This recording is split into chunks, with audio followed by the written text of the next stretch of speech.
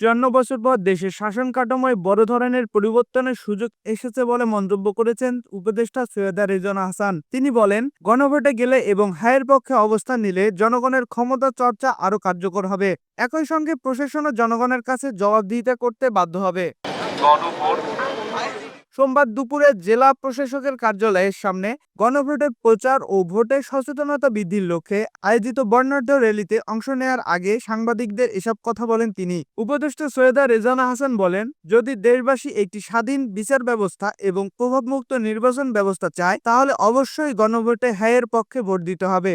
তিনি আরো বলেন, ক্ষমতার ভারসাম্য প্রতিষ্ঠার মাধ্যমে সাম্য ও ন্যায়ভিত্তিক বৈষম্যহীন বাংলাদেশ গড়ে তোলাই এই গণভোটের মূল লক্ষ্য। পরে বেলুন উড়িয়ে র্যালিটির উদ্বোধন করা হয়। বর্ণাঢ্য র্যালিটি নগরীর প্রধান প্রধান সড়ক প্রদক্ষিণ করে জুলাই চত্বরে গিয়ে শেষ হয়। জনগণ ক্ষমতায়িত হবে আর প্রশাসন জনগণের কাছে জবাবদিহিতা করাটা যে বাধ্যতামূলক এটা উপলব্ধি করবে। সুতরাং ক্ষমতাটা জনগণের দিকে চলে আসবে আর প্রশাসন সেবা করবে এবং জবাবদিহিতা করবে। ক্ষমতার এই ভারসাম্যের মাধ্যমে আমরা একটা সাম্যভিত্তিক, ন্যায়ভিত্তিক, বৈষম্যহীন বাংলাদেশ গড়তে পারবো। এই সুযোগ বারবার আমাদের আসবে না।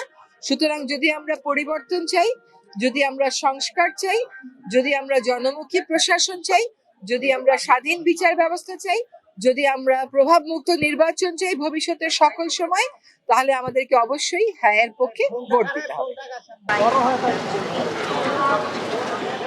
The daily cosmic post Bangla বিশ্বাস করে, জনস্বার্থে তথ্যভিত্তিক ও দায়িত্বশীল সাংবাদিকতা এবং ভিন্ন মত থাকলেও সকল পক্ষের বক্তব্যকে ন্যায্যভাবে তুলে ধরাই গণতান্ত্রিক চর্চা শক্তিশালী করার অন্যতম শর্ত।